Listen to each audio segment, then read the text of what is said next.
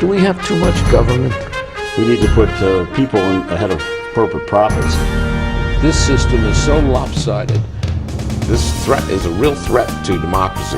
And I think that's really important. That's something we haven't been doing in this country for a long time. Where do you start? What do you do? How do you do it?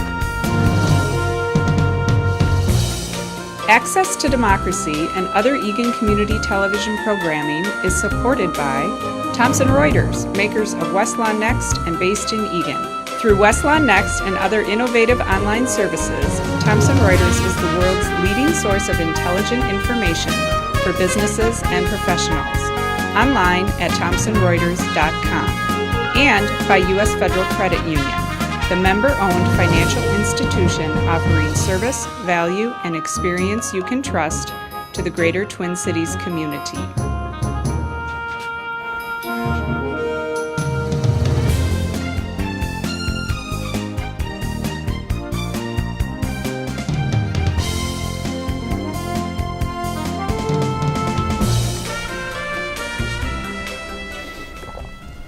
Welcome. Access to Democracy returns. Alan Miller, your host, here with you. A return guest. We're always happy to have the very learned and erudite Dane Smith. I know Dane, a few things. who is the president of Growth and Justice, a progressive think tank, if there is such a thing. Mm-hmm. And we know it's a place where good thoughts and good government emanate. Now, you just had a very interesting article, lead article in Sunday's Star Tribune about equity in government. Right. And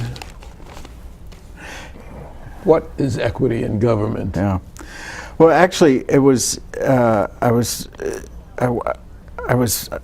been a writer and reporter dealing in words for my whole life. I'm always interested in word origins and words, how words evolve, and always really trying to be careful about the precise meaning of words. And it's always interesting to me the way words come and go, and the way in the great debates over policy and government, and the way words come in and out of fashion. And I've been noticing for several years the rise of the word equity. Particularly by corporations. Right. Well, equity has been around for a long time as a word. It's in the Bible. It's also, but it's primarily been used in the financial sense. And most ordinary folks think of equity, if they think about the word at all, as in reference to their home mortgage. It's that portion of your home that is actually yours above and beyond what is owed, the value that is above what you owe in the mortgage. How much equity do you have in the house? How much equity do you have in the house? That's the way most people think of it. And you know, in American politics and government, from the beginning, and probably in every nation, there's always a tension between freedom and the word equality as a trade-off, as something that has to be balanced, you know, especially in regard to economics. So equality has been with us for a long time. But I noticed that increasingly, especially progressive groups, were using the word equity. Policy Link, I think one of the best national policy analysis groups in the country, has this mantra. It's called "Equity is the superior growth strategy," which fits our framework at Growth and Justice. That's exactly what we believe, that advancing economic and social justice is good for business growth in the long run. And good really for everything. It's good for the population. Right. It's good for the country. It's good for democracy. Right. But we also know that Americans are peculiarly unimpressed by the word or even the goals of perfect equality.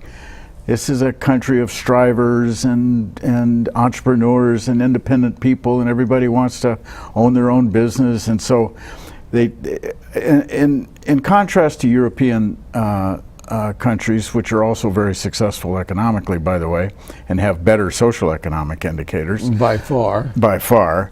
This nation, for whatever reasons, is not is not, you don't win a lot of elections by saying we're going to make everything equal.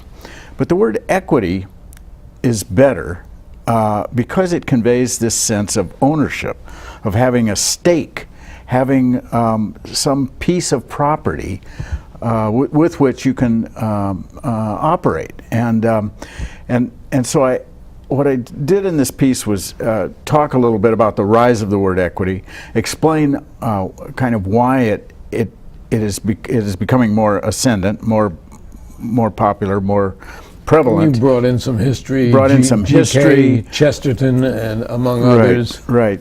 Talked about the Homestead Act, one of the greatest equity pieces of legislation ever, that provided 160 acres or 80 acres or whatever it was to thousands, hundreds of thousands of immigrants, people of ordinary means. The whole West. This is how Minnesota was settled, and the upper Midwest. Everybody got a piece of property. That was at the time, it was considered kind of radical land reform. The government could have sold it to the highest bidder, to all the big capitalists out east, and they in turn would have speculated on it, sold it at even higher prices. Most people couldn't afford it. You know, the whole country. How many motion pictures have been built around the move west? Right. And the homesteaders. Right. And everybody having a piece. Yeah. So that idea is classic American mythology. Actually, I say mythology because Native Americans, African Americans, Latinos, and anybody who wasn't white was pretty much excluded from that part of equity, and also excluded from equity legislation like the GI Bill, FHA loans, and so forth. Native Americans, whose country this was, right, not only got pushed and pushed further, right.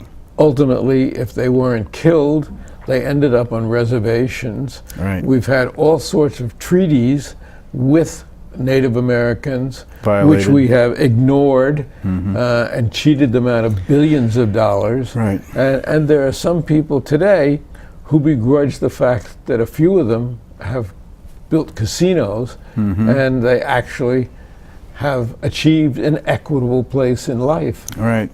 Speaking of equity. You've got it. That's an important digression from America's history with equity, is the degree to which communities of color, religious minorities, racial minorities, and women have been denied equity. Well, you talked in your article about racial equity and gender equity.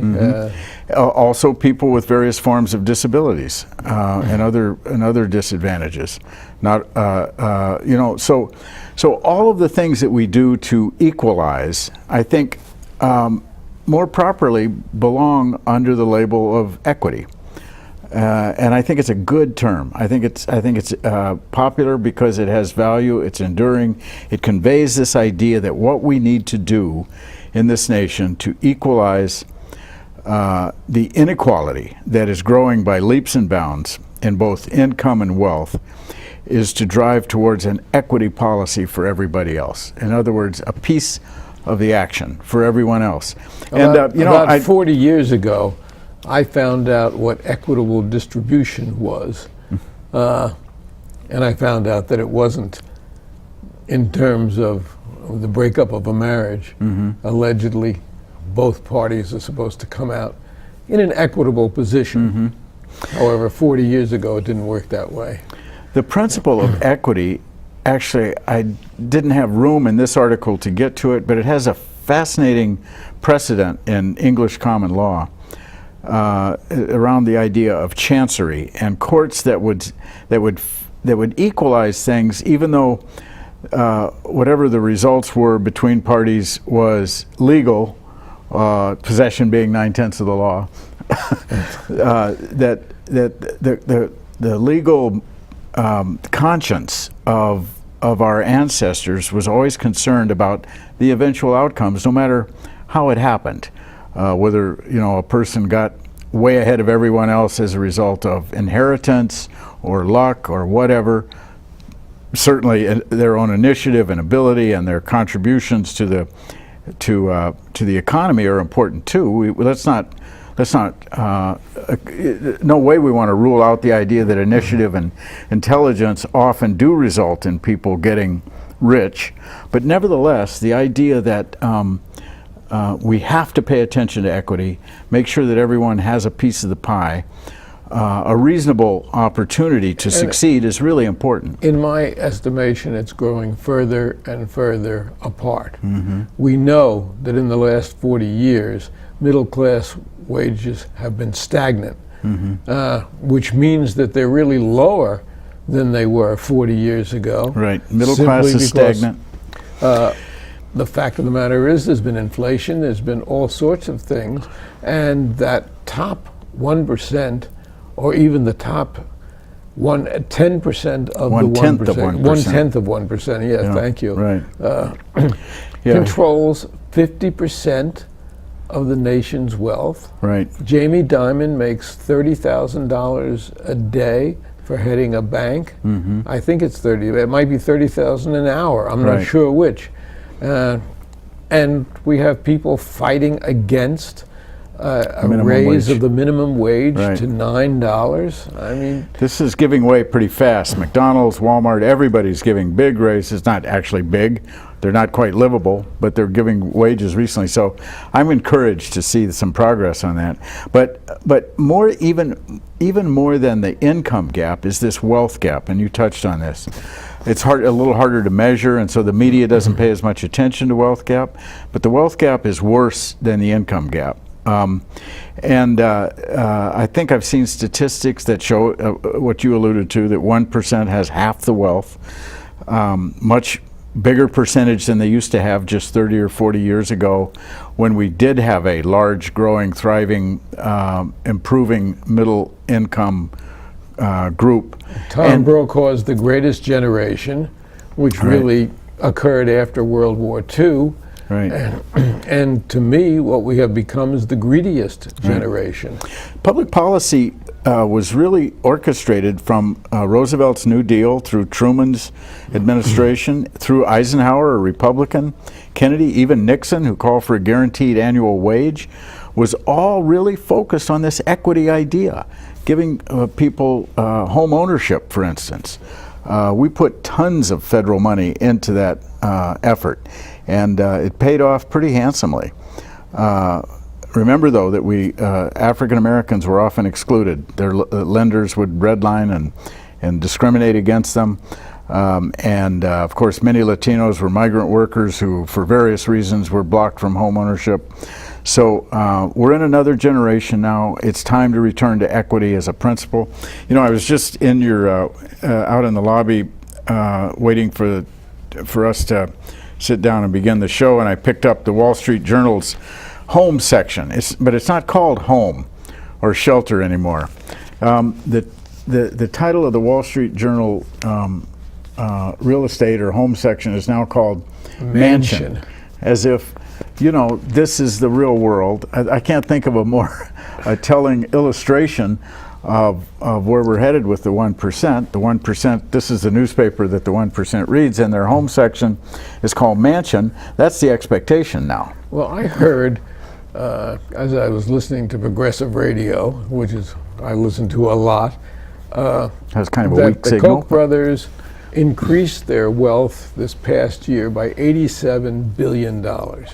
Now, that may not be accurate, but assuming that it's accurate, what does it mean? Or even close to accurate. What does it mean for them to take $1 billion of it and spend it to buy a president in this next election, which is in effect what they're trying to do? Right.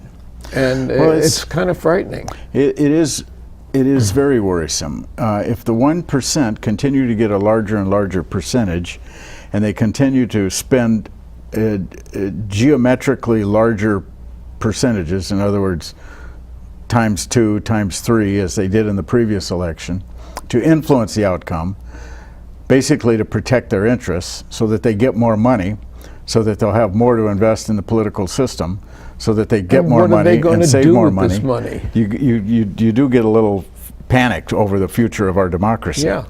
This show's called Access to Democracy, and the access is not equal.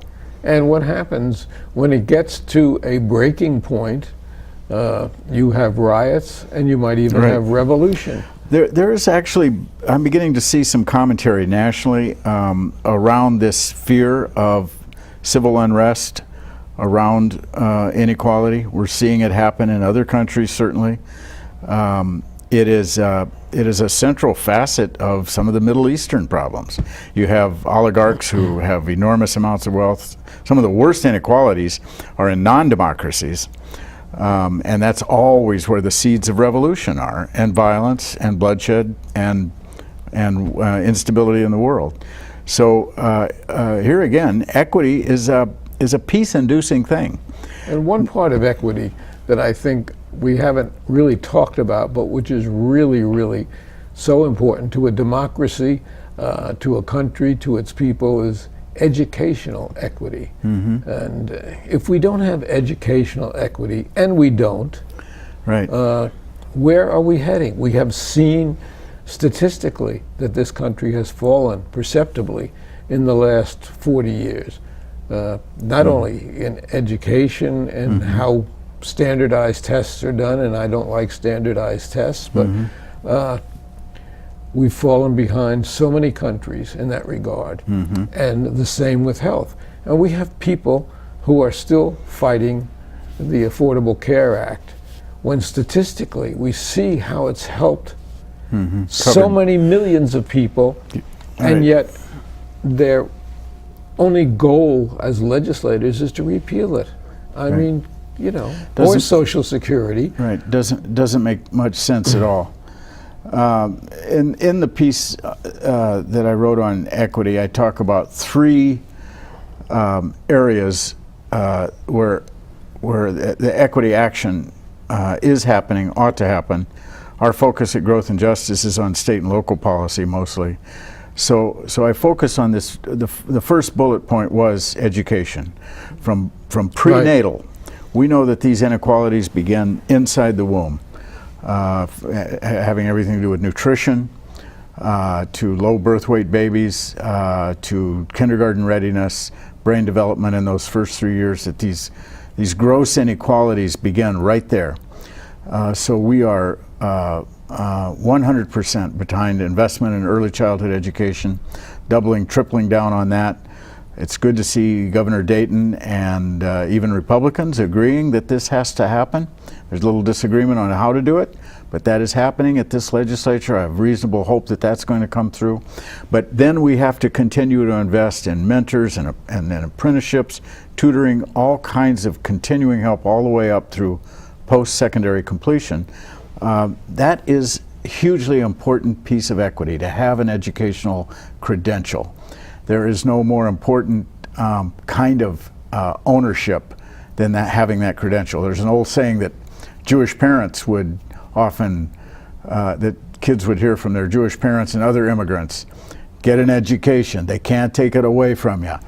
And that is so true. It It's is truer so than ever. true. So that's what we have to focus on. The second bullet point had to do with simple policy, pretty simple policy mechanisms that drive up wages and benefits in healthcare, home ownership, basic economic security, but more than that, livability of wages and benefits. If you're working, if you're willing to work, you're doing your part. That's it. You're fulfilling the American dream premise. And that too you many work. people And if you, are fulfilling that premise by Right. holding 2 and 3 jobs, People are holding- just to eke out a minimal existence. people are working and dependent on welfare programs. That is a violation of the basic deal, the basic social contract that Americans expect. And the third thing has to do with discrimination. We've made tremendous progress, but we know that discrimination is alive and well in this nation, in this state. The evidence is abundant. We have incarceration rates that are highest in the world. highest in the world. Over 2 and it's million. overwhelmingly communities of color. Has to do with going to war on drugs, a whole set of laws that are called the new Jim Crow. We also know, and all you need to do is look at the evidence. For African Americans who have the same attainment level as whites, their wages, benefits, and unemployment levels are all worse. They have the same education. See what I'm saying here? That's discrimination. Well, we know that it exists. What I didn't know until the last few weeks was that the Christians in this country were being discriminated against as a minority. This came as a big shock to me. Right. Well, it should, because it's not true. Well, you're talking now about the Freedom of Religion Acts in Indiana and other places, and which everybody knows came forward as a response to the breakthroughs in court orders and voter decisions extending gay rights, especially in marriage equity. This was purely and simply a reaction to that, an effort to allow bias and discrimination to continue against those groups, and that was what it was all about. And now the governor of Indiana's got his rear end in a wringer over it and is trying to deny that that's what it was about, but nobody's buying it. And of course, many presidential candidates jumped on this to say, oh yes, we agree with the people of Indiana. And it's interesting now to They're watch jumping them, off again already. Right, tripping over each other Right. as they jump in the other direction. I mean, Right. where is the mentality? And maybe it is the mentality. Maybe it is the lack of education. Maybe it's the lack of history. I am really a person who's very troubled by the fact that we don't teach the social sciences and the humanities and the history of this country. And if you go back to the formation of this country, Right. you point out to me, if you can, where it's supposed to be a religious country. It's supposed Right. to be just the opposite. Yeah, the founding fathers were adamant and explicit on that point. Jefferson and Madison and Thomas Paine were all very, very clear in many, many ways that this would not be a Christian nation, that there would be no establishment of religion in this nation. Many of them personally were Unitarians or Universalists or deists. They were not even nominal Christians. Yeah, very secular. Right. They were part of this great age of enlightenment. So it is true. Well, it's true that a majority of Americans still are Christians. The nation itself, its government, its policies, its structures have always been, thankfully, a-religious, not irreligious, but a-religious. And the constitutional dictate that there shall be no establishment of religion should be clear enough, but apparently it isn't for some people. And the reason that it isn't is because some people let their prejudices override their logic, Right. Or else they're lacking in the education, or else they don't know the history, and they really turn it on its head perversely to the detriment of so many of us. Well, if you feel that your religion that is the one true and only true religion, not only for you, but that everyone else must adhere to it, then I think you end up where these folks have on this bogus legislation that is supposed to protect their freedom, when in fact what they're doing is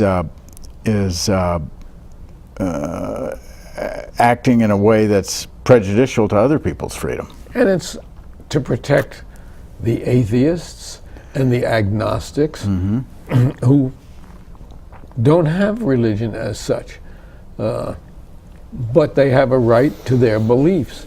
And it's the question of really attacking somebody's beliefs to say that mine are better, as you just said, which is, to me, so perverse, so antagonistic to everything that this country was founded on.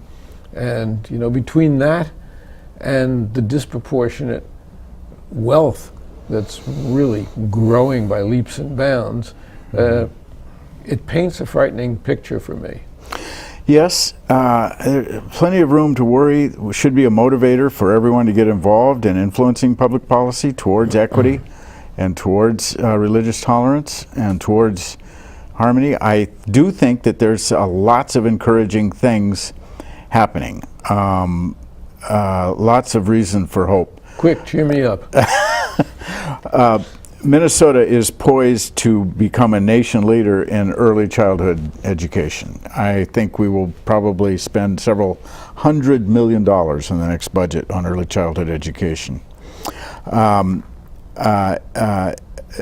Nationally, I think that the progress on equality, not equity, but equality for gays, lesbians, transgender, bisexual, GLBT folks is astonishing. The progress there has come more suddenly and quickly than any we ever expected. I alluded to the private sector finally giving wages to millions of Americans. The economy is growing steadily. We're not to full employment yet, but there's a growing body of economists who are saying that we need to move to a full employment economy. That's the only way we're going to succeed. We're actually seeing some gains in Minnesota in disparities between the races on educational attainment. The gap is closing. Both whites and communities of color, kids are doing better on those standardized tests. We agree that they have limits, but they are doing better. Graduation rates are improving. This is happening nationally as well. So it is. I could go on for hours describing a glass that's more than half full. Actually, in the last minute that we have, but on the cusp of a very holy time for those people who are believers, and Passover and Easter. We happen to be here on Good Friday. What a wonderful time it would be for people to reassess their priorities and step back and say that what I want is what's best for all the people, and not just selfishly what's best for me. That is a great Easter Passover message. Actually, I consider myself a religious person and spiritual, and I think that is the essence of all the religions. It actually is the essence of all religions, the idea of equity. And I actually think, if you can hand me that article, I'd like to read the last paragraph. Well, I don't even think we have time. We only have about 20 seconds, Dane. But I can get it in. The last quote I used is from, here it is, William Burke, 1700s, member of Parliament, loved America, loved the Revolution. He said, "There is but one law for all, namely that law which governs all law, the law of our Creator." There's a religious element. And we're over and out. The law of justice, humanity, and equity. Thank you, Dane. Great to be here again. Thank you.